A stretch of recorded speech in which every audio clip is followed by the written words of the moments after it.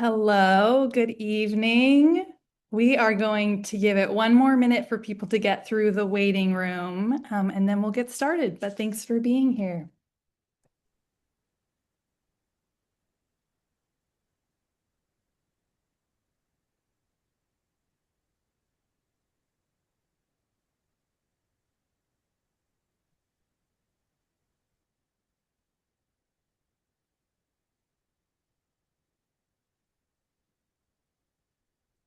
All right, we're going to go ahead and get started. Thank you, everyone, for being here live with us this evening, or thank you for following along if you're watching the recording in the future. Um, This is our December parent and family webinar, Staying Well Through the Finish, supporting students during finals and winter break. I'm really excited to have many of my esteemed colleagues in the wellness and health areas at Duke for you to get to hear directly from them about how we support students and how you all can support your students as well. A few housekeeping items. There is going to be an opportunity for Q&A at the end. So if you have questions throughout, you're welcome to put them down below where it says question and answer. Um, and we are recording this. So again, if you hear some wisdom that you want to remember and you didn't write it down, we will go ahead and post this online about 48 hours after this airs. In all of that, I forgot to introduce myself. My name is Grace Sullivan Zirkle. I use she, her pronouns, and I'm the Director of New Student and Family Programs. So it's our privilege to support you all as your students are here at Duke. With that, I'm going to get to the content today, and I'm going to start by passing things off to my colleague, Dr. Libby Skiles. Thank you so much, Grace, and good evening, everyone. My name is Libby Skiles. I'm the Assistant Vice President for Student Wellbeing here at Duke. So working with our counseling team, our student health team, student insurance, and then working closely with some of the other partners that you're going to get to meet this evening. So on the next slide, I will walk us through kind of a little bit of the overview of what we're going to talk through this evening. First, we are really just going to kind of break this into the next three phases that we expect students to navigate. The last day of classes is coming tomorrow. It's going to be a brisk and chilly last day of classes here in Durham. So always beautiful on campus with that winter frosty weather.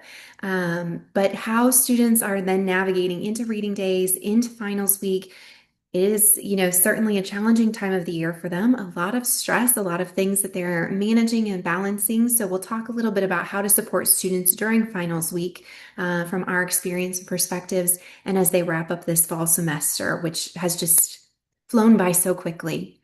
After that, we're going to talk a little bit about what that transition back to home can look like and some of the dynamics and the great parts of transitioning back to being at home and some of the challenges that you may experience or that your student may experience and how you can support them during that transition. And then just a little bit of general information and overview of how to support students' mental health during the break, during finals week, and beyond. Really making sure that you were using the break as a good reflection point to identify supports, additional services, things that may be needed when students return back to campus in January, and telling you a little bit more about the resources that we have to support them so that they can plan in advance. So with that, I'm going to turn it over to my colleague Justin Sharp to talk a little bit about finals week. Thanks, Libby. Appreciate it. Welcome, everybody. I think I see some familiar names, maybe from a previous webinar that I have hosted prior to many of your students coming onto campus prior to fall. But I'm Justin Sharp. I serve as the Senior Associate Dean of Students in the Dean of Students Office and support teams that oversee care, conduct, crisis response, and our time away. I've been at Duke for about 8 years, almost 9 years now, but I grew up in the health promotion and the prevention space, and many of my kind of educational endeavors and professional endeavors really focus in on prevention, intervention, and promotion around stress and anxiety, and making sure that we provide many of your students and many of your children with the tools that they need to succeed, especially when crunch time gets real. I have four main kind of headings or subheadings that I'm going to lead us through, but kind of think about this visual that I've got on the screen right now. We're about to embark, and maybe Libby will speak to this in a little bit, on an adventure and looking at what we can do to make sure and what we continue to do to make sure that we have a thriving campus that is performing, surviving, and then where do we start to intervene when your students and your children are struggling or drowning in this sort of sense of imagery that you're seeing on the screen right now. I put a little bit of an arrow in the middle to where we start to intervene. Like, what does this intervention look like? And I know we've got Nadia Damani Koja on the call as well, and she'll probably speak to some of this to where we get into the tertiary care. But really wanted to emphasize on what does self-care look like? What can you, from your standpoint as parents and caregivers and family members, start to help us as these intermediaries on campus to help intervene and promote health and well-being in these times of high stress during finals. So one common behaviors we see during finals. So during finals, it is normal for students to experience higher than normal levels of stress, changes in sleep, eating routines, and periods of isolation as they focus on their academics and making sure that they're getting done what they need to do as we wrap up this fall semester. So even high performing students may show fatigue, irritability, self-doubt during this time, and that's some of the normal behaviors that we start to typically see. But what we want you to start to kind of think about and look open-ended questions, I'll share some of those here in a little bit.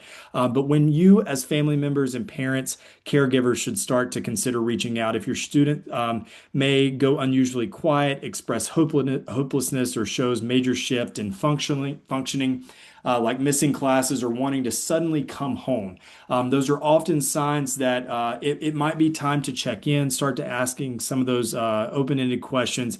But if something feels off, please continue to reach out, and I'll share a reporting link that we have that kind of gets into that open-ended question of making sure that we are aware of what is going on, and we have all the data points that we need to make sure that we have wraparound care.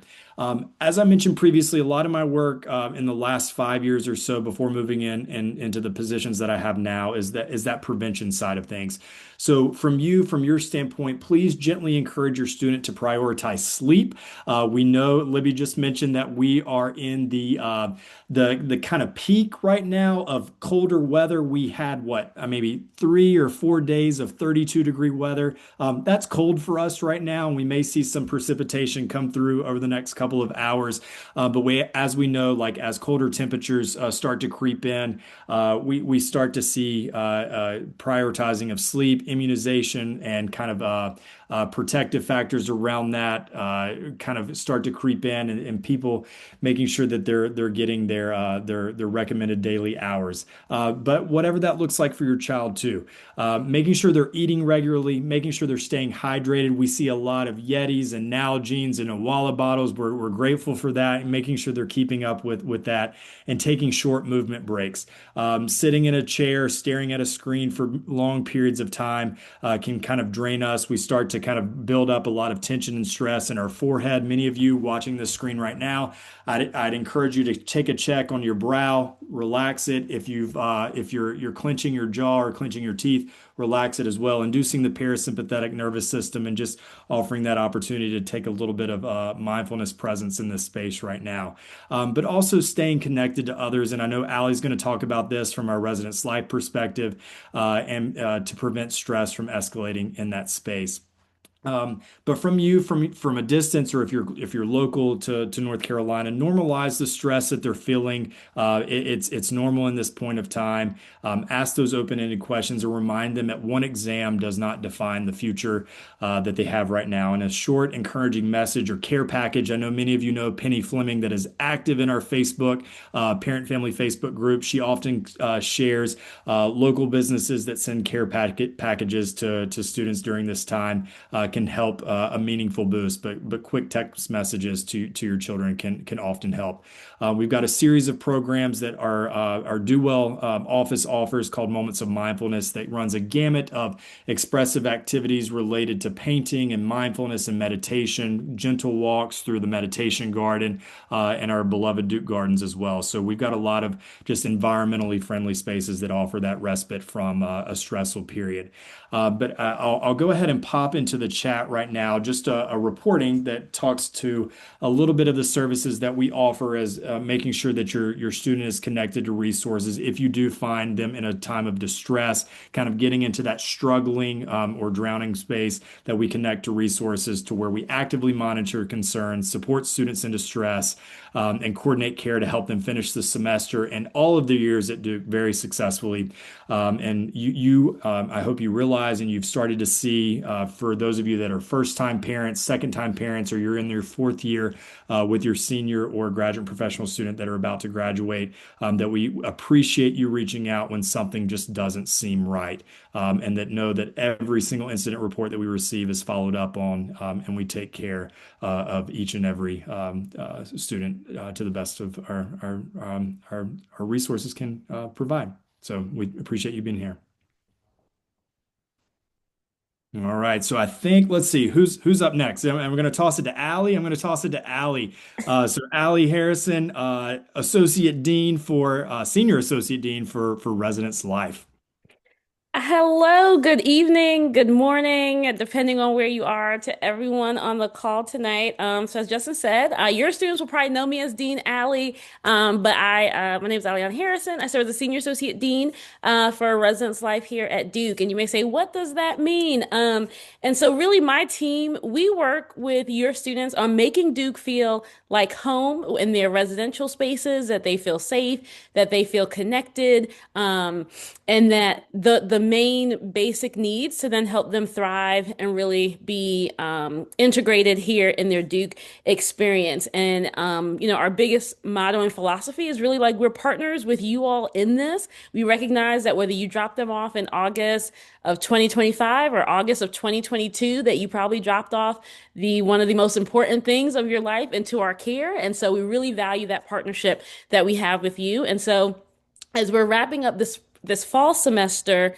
and really beginning to think about them preparing for their transition back home, for the winter break. And so really when we think about that, even as you look at this picture, we want it to be an embracing, a exciting opportunity for our students to either return home or wherever they choose to go for the winter break. And also recognizing that if your student has to stay on campus for winter break, that's also an option for them. But we know during that time when they're not in classes, they'll still have opportunities to engage differently with you all and friends and family. And so as we transition to the next slide, my hope tonight is just to talk about a couple of things that we traditionally have seen or that we talk with students about as they're preparing to go back home and what that means.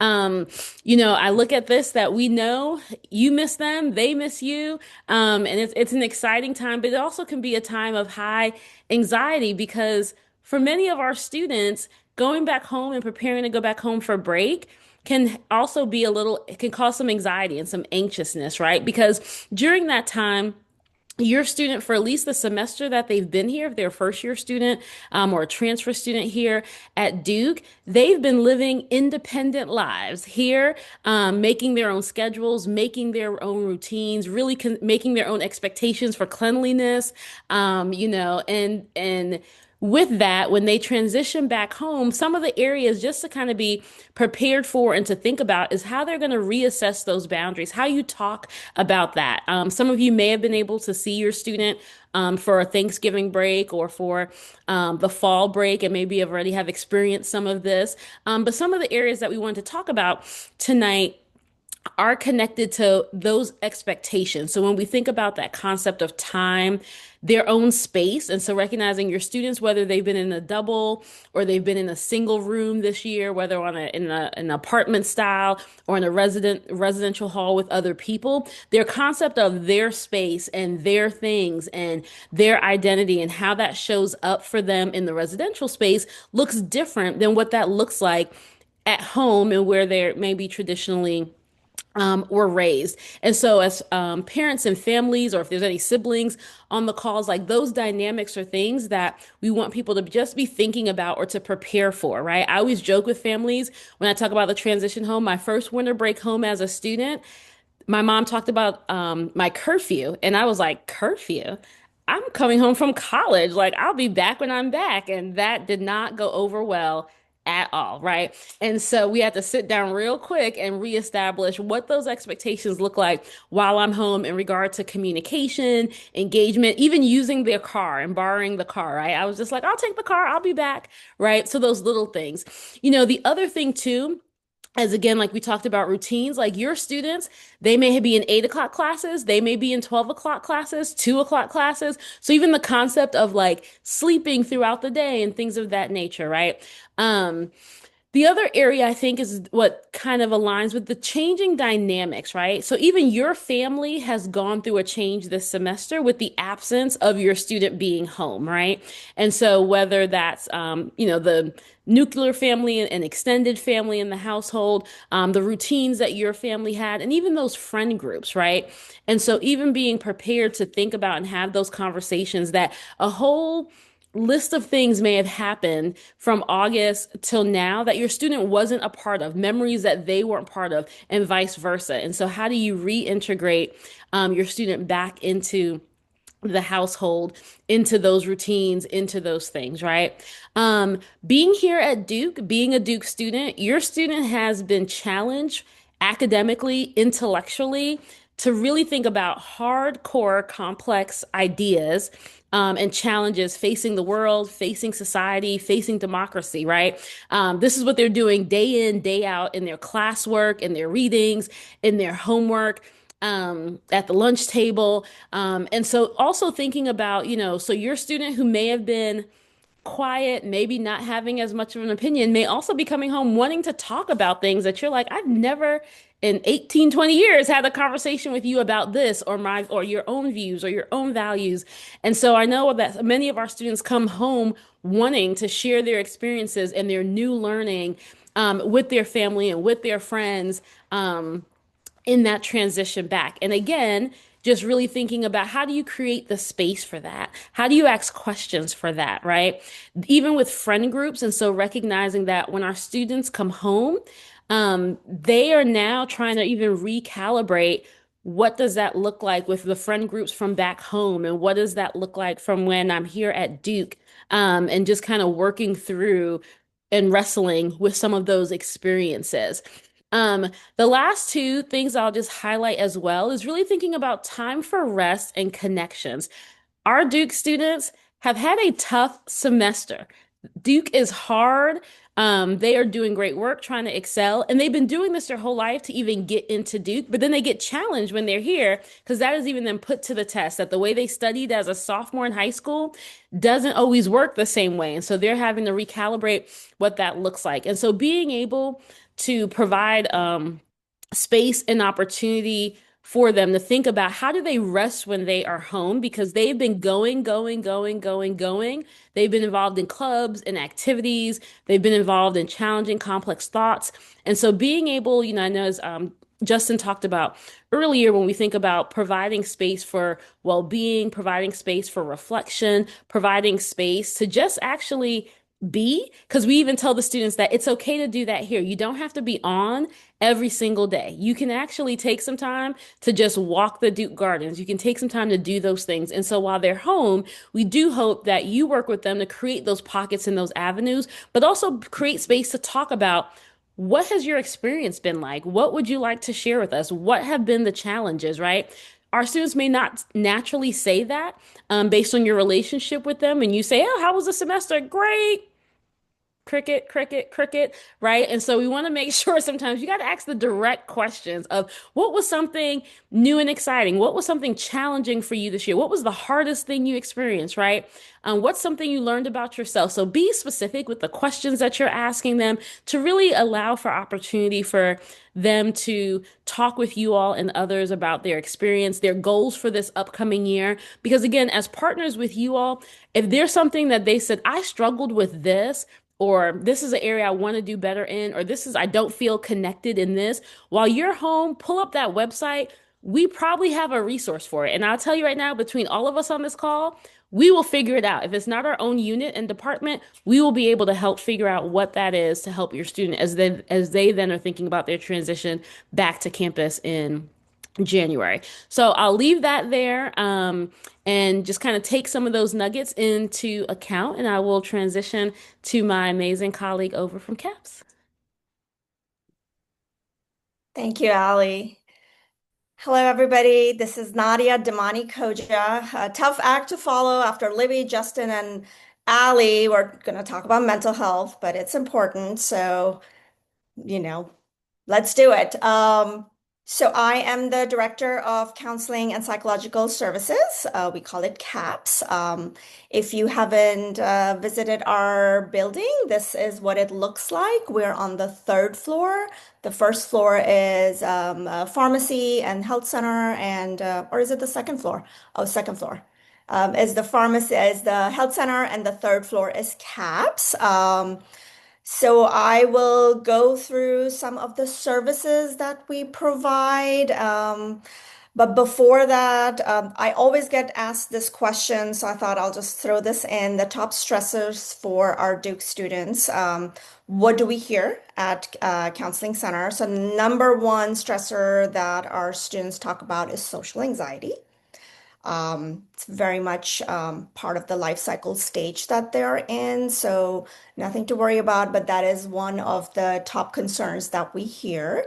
Another is the generalized anxiety, which kind of permeates all of um, all of the different kind of anxiety. It's more of anxiety on a larger scale, if you want to think about it that way.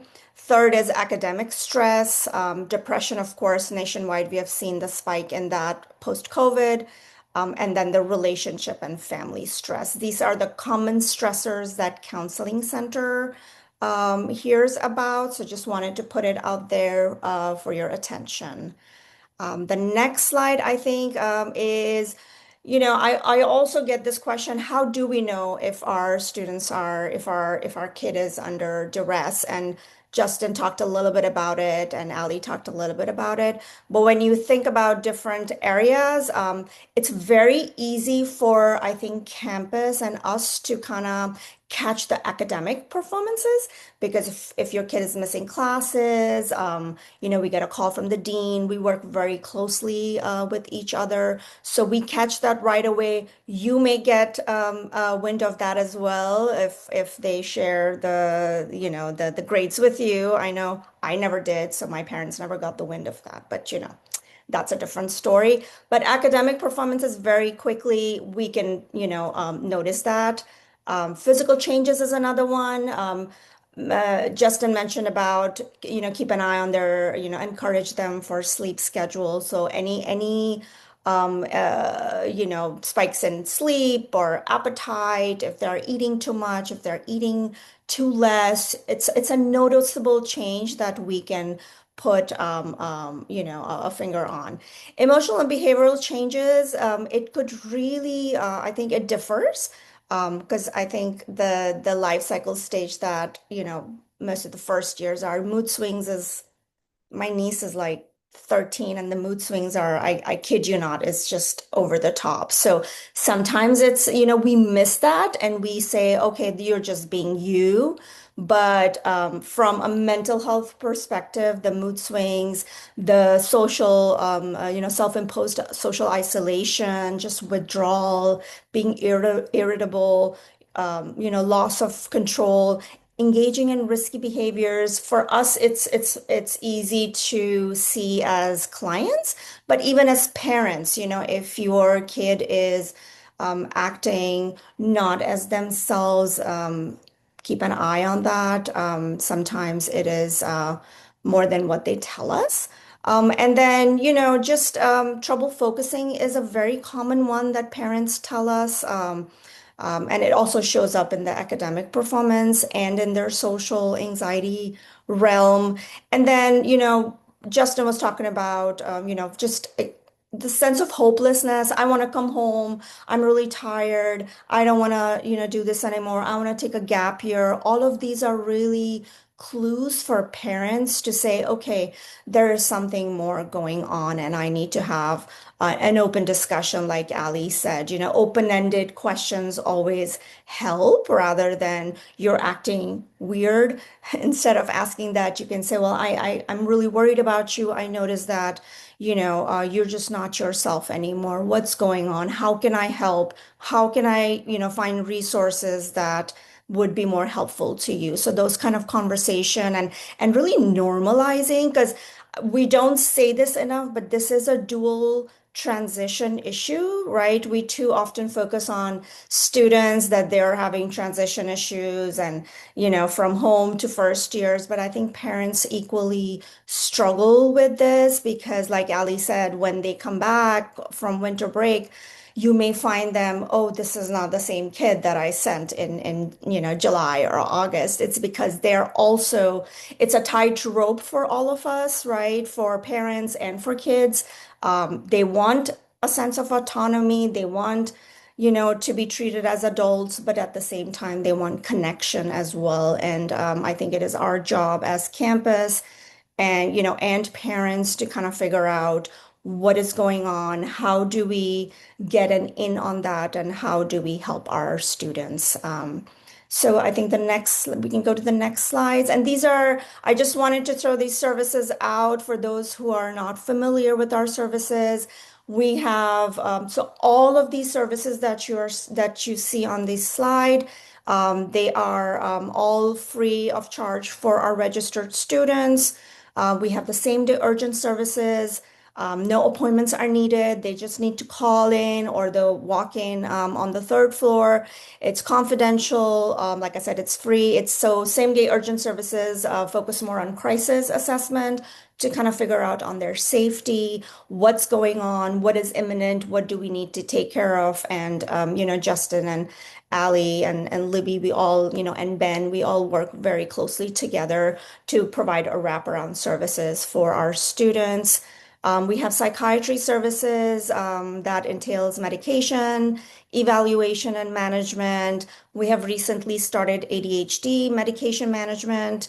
Again, it's free for registered students. There might be a cost for some medication if they are filling into the, downstairs at pharmacy. So just to keep that in mind. We have after hours, urgent services that is available after our CAPS closes. Our service hours are from 9 to 4. We go till 5. But after 5 p.m. until the morning, students can call in the same number. It's option 2. They will get connected to a live clinician. Sometimes parents also call for consults, completely appropriate for that. Anything that we can do to support you and your, kid is we're here for that. CAPS is here for that. It is available on the weekends. It's available on holidays. So that number is always 24-hour available for everyone. We have brief therapy. We have something called single session because a lot of our students don't necessarily want ongoing therapy, especially our grad students. They want to come and they want to talk about what's bothering them for the day, and then they just want one session. So we've started single sessions this semester. And that has been very popular amongst all our student groups. We have free group therapy on our website. You can just click that link. It's usually there from anywhere from 6 to 8 sessions every semester. We have drop-in groups that we have started. That's not on here. Apologies for that, but we have recently started ADHD info drop-in groups. And we will be starting our psychiatry drop-in group next semester. And then we have the gender violence and intervention, and those are the numbers. All this information is on our website, but I just wanted to briefly highlight each of them. And then timely care is a really good service. It's very popular among our students. This is a service that we contract with as an addition to our services. They provide virtual therapy sessions. They have a really good feature called Talk Now, which is available 24/7. It's an on-demand, non-clinical support, which our students really enjoy connecting on. They have like a whole database of self-care content. All of our registered students are able to access this. Timely care is also available internationally and across nation. So it's a really good service. We highly encourage all our students to get connected with them. And I just wanted to throw this in. I'm not sure if Grace is going to share the slides, but I thought, QR code is always very helpful for everyone. Um, and then this is just a slide that I always add for all the local and national resources for urgent services. The couple of ones that I would highlight is I think 988, it's somewhere there on the right side. If you see in the middle of that, the National Mental Health Emergency Resource, 988 is very highly utilized by all students nationwide, and it's a free confidential support available for all students. I'll stop there, and I guess we're at the Q&A portion. Thank you so much. Really appreciate all of our presenters sharing this evening, and I hope what you've heard is just the wealth of resources, supports, and services to match to your students' needs in whatever that way that might be. It might be more connection. It might be getting support and connection and resources and information about academics and decision making that they're doing there, getting mental health support, navigation to any number of resources. So we really do encourage you to reach out to our many partners on campus. And certainly, I think you heard the website has just a wealth of information on these resources. So with that, I think we will transition into our question and answer. And Grace, I'm not sure if you want to give some guidance on how folks can submit those questions. Thank you, Libby. Yes, this is the time. If you're sitting there with questions or want to hear more about anything we talked about, this would be the time to add something to the Q&A below. We'll go as long as we have questions, and if the questions wrap up, then we'll wrap up for the evening. One family member asked how families may contribute to stress. I'm not sure who wants to tackle that one.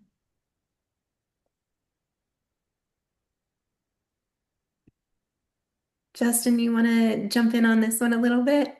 Sure. Let's see. So Nadia, I think you mentioned that in one of your slides. Let me pull it up so I have it in the top stressors for Duke students. So relationship, family stress. I think in some of the ways, and I'll use an anecdotal data set maybe over the last couple of weeks. Where we have been in maybe well-being conversations or just casual conversations of many with first-year students or sophomore year students that are about to embark on their major declaration next semester, to where some of their plans and their plans of like what they're wanting to do, where they think their major is taking them, their new interests that they have found through classes or exploration may not meet the expectations, or some conversations that they may have had with parents, extended family members before they even came to Duke. I think that's some of the things, like not wanting to disappoint.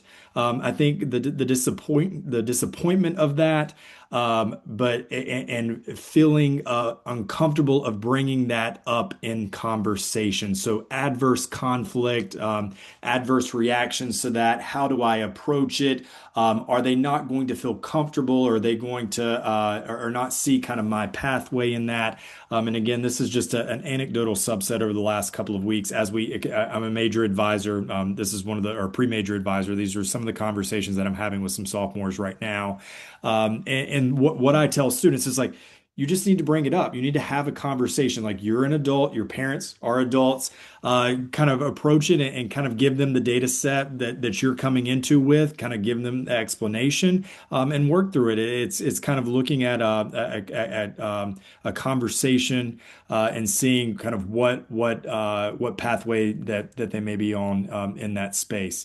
I think that's one of the ones that I see the most or at least over the last couple of weeks. I don't know, Allie, you probably have heard maybe in residence and have some other examples that may be beneficial here. Yeah, so I mean, the other another example that I would share, definitely echo what Justin talked about around sometimes we hear that direct quote, like, I don't want my family to be disappointed or mad. And some of that is around life choices as well in regard to um, at Duke, we say if a student messes up with something and they go through our conduct process or even our care process, right? Um, we want them to learn from those experiences. And so I think also creating a space that for families to create a space where students can talk about the mistakes that they made. Um, what they learned from that because sometimes what we will see in conversations with our students is they want to hide things until they can't anymore.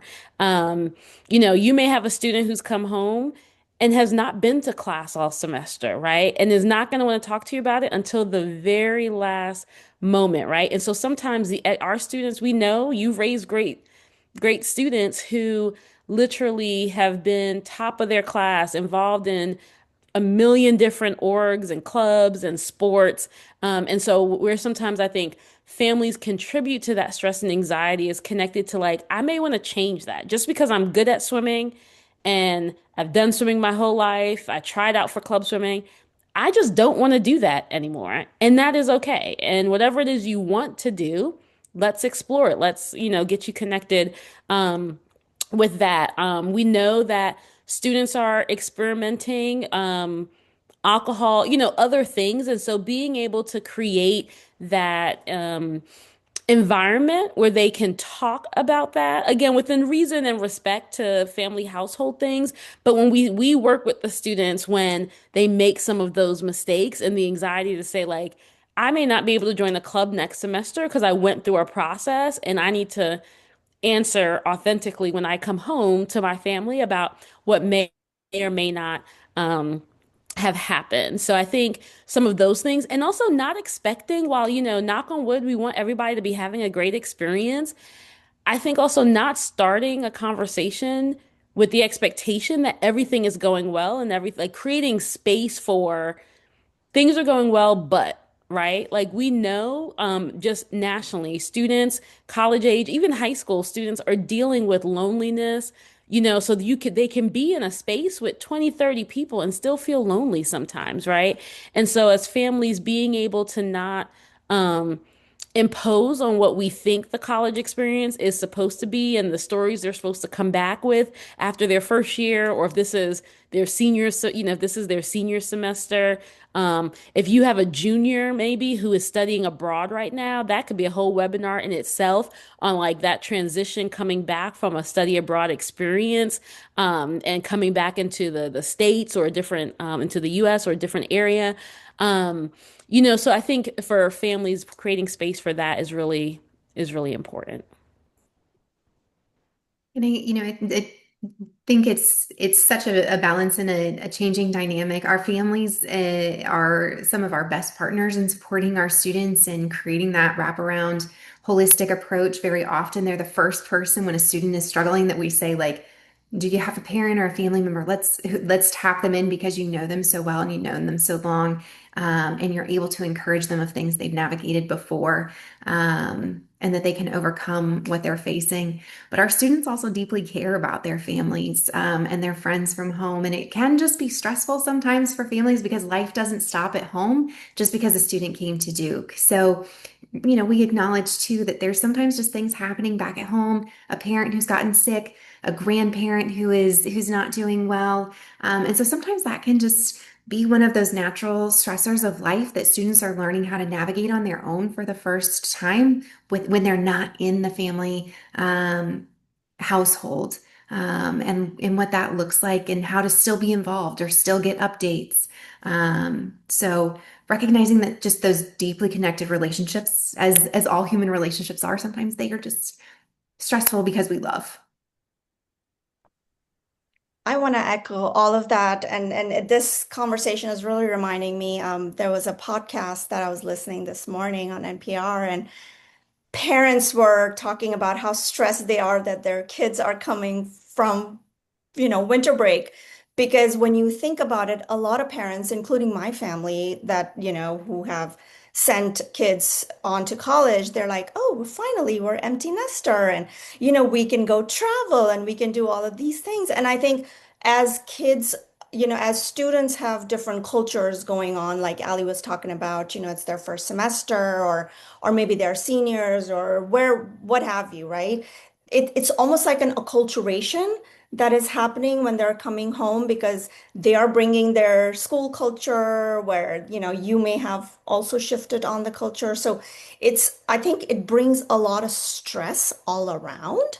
And I think acknowledging that, normalizing that, talking about it, how your life has changed since August, frankly, and how their lives have changed. And so I think it's almost like I used to be a family therapist in my old life, and so I would always tell family, expect conflict.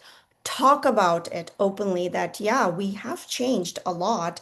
And yet, like Libby said, they deeply care about you and you about them. You worry about them.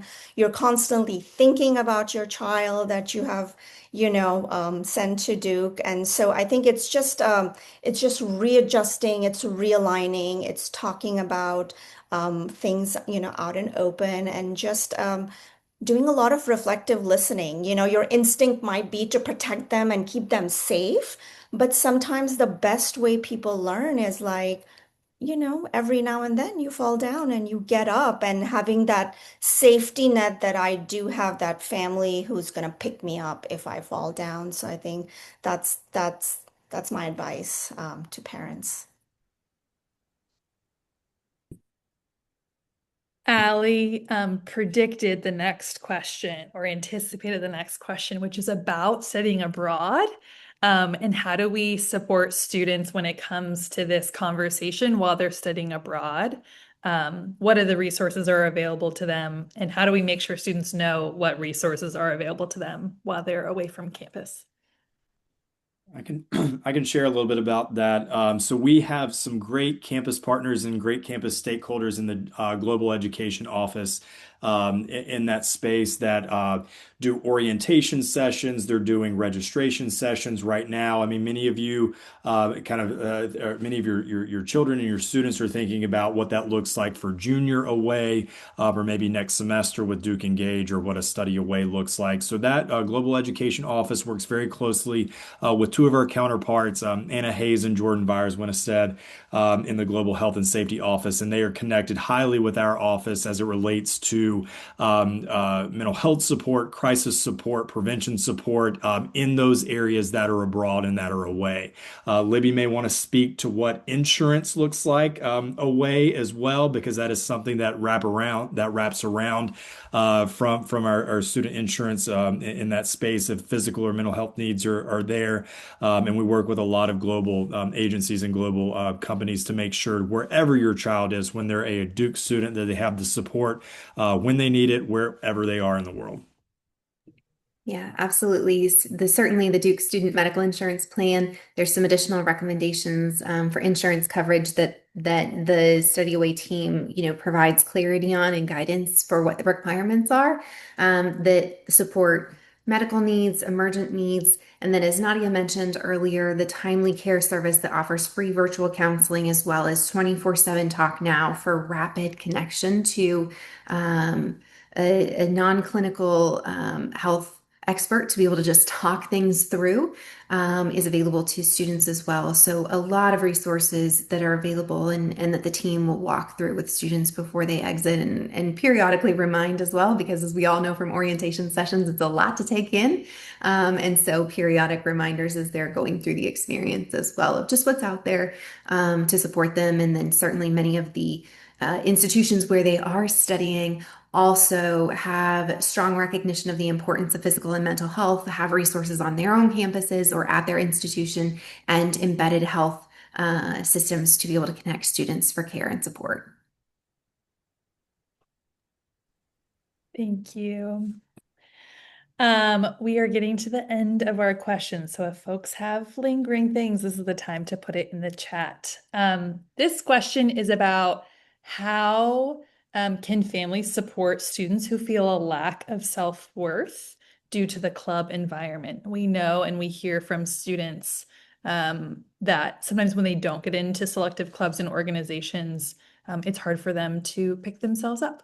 And this parent's feeling unprepared for how to support their student through that.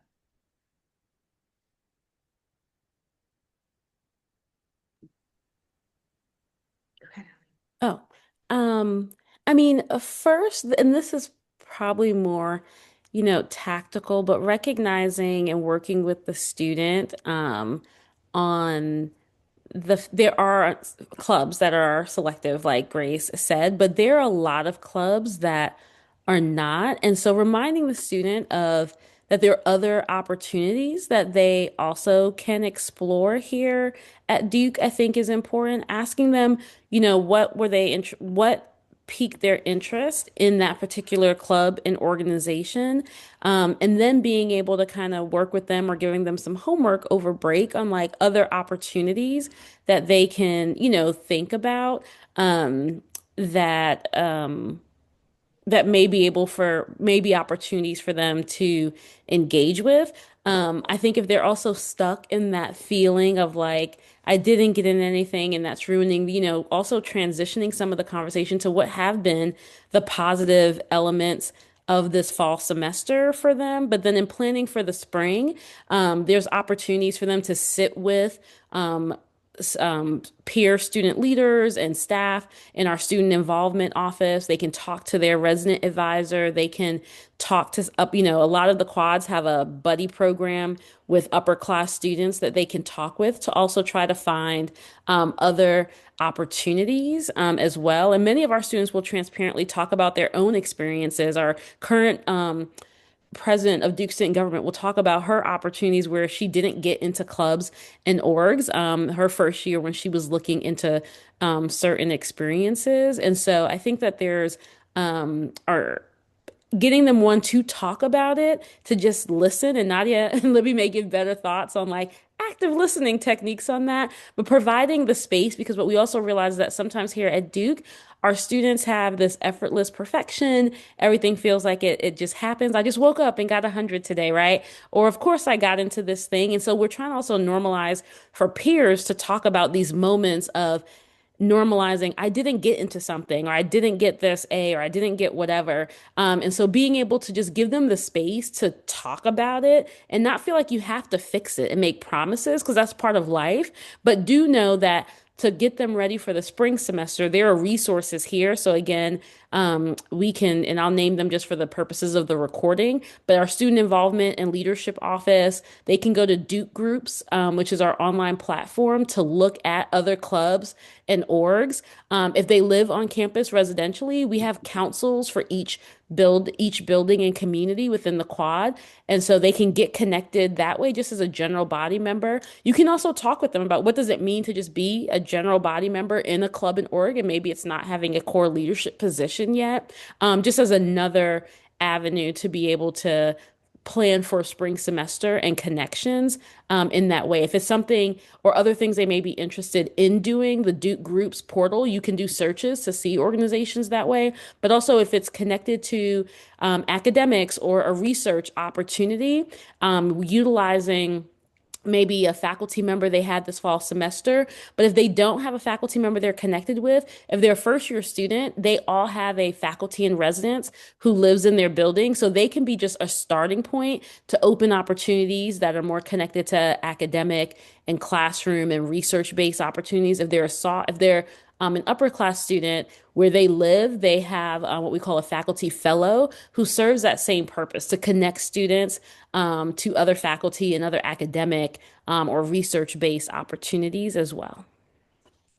Yeah, and absolutely. And echo all of those things. And then I think the piece that I would on a, stepping back on a bigger picture, and it's very hard in the moment, right? In the moment, the student is very, maybe very upset that they didn't get into the club that they wanted, the org that they wanted, or a particular opportunity, maybe being an EXO, experiential orientation in a leadership role, or some of the other opportunities. So there's the immediate processing of that disappointment and those feelings and navigating that piece of self-worth. And again, very much like some of the conversations earlier, just because they fail one quiz, just because they miss one opportunity to participate in an event, that is not a life-changing situation. They are still a student at Duke. They are still, meeting your expectations. You're not disappointed that they didn't get into a particular org. But I think talking with them about moments in your life where you have experienced failure, where you have experienced setbacks.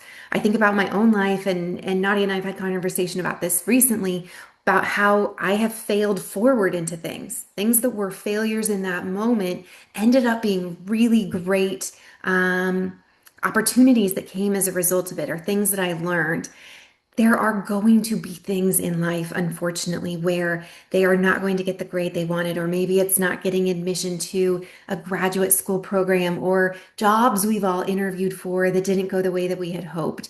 So, this is an opportunity for you as a parent as you get out of the immediate moment of it, right? It's hard to learn in the immediate moment, but as you transition into that follow up and those ongoing conversations of creating growth and learning opportunities. And there's so many resources that are out and available now on learning from failure, failing forward, and questions to be able to ask students as they reflect on it, and how they can also sometimes find community in that.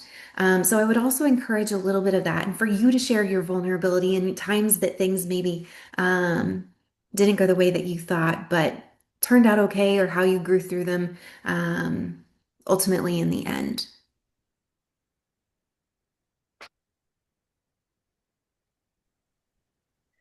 Wonderful. A good question to end on, I think. How do students know to get these resources? What information do we share so students know what resources exist? I think all of it. And maybe Ali can speak to some of the things that the team does most directly in the residence halls to get that information out. But certainly there's weekly newsletters, there's emails that go out. Our faculty are incredible partners in sharing these resources in their syllabus, in doing direct referrals, in, sending resources to students who they think may need them. So many of our campus partners are very familiar, and we're regularly sending these out to students, as well as making sure our websites are really up to date so that all of those AI bots and crawlers and Google search engines, if you look for Duke and anxiety, or Duke and counseling, or Duke and student involvement, that it's going to pull for you the many resources that we have. But I know Ali and her team do an incredible job communicating to students about some of these pieces. So I'll let her share a little bit more about her team. Yeah, I would definitely echo all of what Libby shared.